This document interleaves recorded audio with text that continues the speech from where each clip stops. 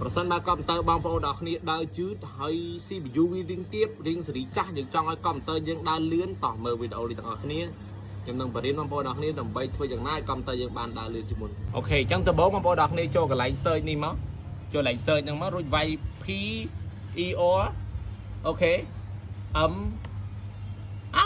PER app sorry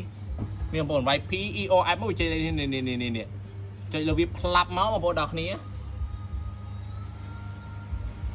ពេលបងប្អូនទាំងអស់គ្នាចូលរួចហើយវាចេញបែបនេះហើយអញ្ចឹងកន្លែងនេះអញ្ចឹងខ្ញុំខ្ជិលអានអង់គ្លេសទៀតណាខ្ញុំចាស់ចុចកន្លែងនេះមកហើយខ្ញុំយកពាក្យថា smooth control list box តែប៉ុណ្្នឹងបងប្អូនទាំងនេះគាត់ធ្វើតាមបានហើយចុចតាមខ្ញុំតែប៉ុណ្្នឹងហើយបងប្អូនទាំងនេះចុច apply មកចាំមើលយើងចូលកម្មវិធីដឹងតែលឿនជាងមុនចាំមកមើលចុចចេញយើងមកបងប្អូនទាំងនេះចាំបងប្អូនអត់ចូលកន្លែងណាឬក៏ធ្វើឲ្យអត់មានប្រសិទ្ធភាពអាច comment នៅក្នុងវីដេអូនេះបានអញ្ចឹងណាចឹងវាអាចកាត់បន្ថយធ្វើឲ្យកុំព្យូទ័រយើងបានដល់លឿនជាងមុនបងប្អូនទាំងគ្នាចឹងបើសិនជាបងប្អូនតាមបានកុំព្យូទ័រធូរថ្លៃអាចតាក់ទងអាចតាក់ទង20 QIT បានតម្លៃចាប់ពី40រៀល50រៀលឡើងលក់កុំព្យូទ័រធូរថ្លៃអ្វីសំខាន់គឺថាបរិញ្ញាបត្របងប្អូនចេះប្រាណទៀតបាយបាយ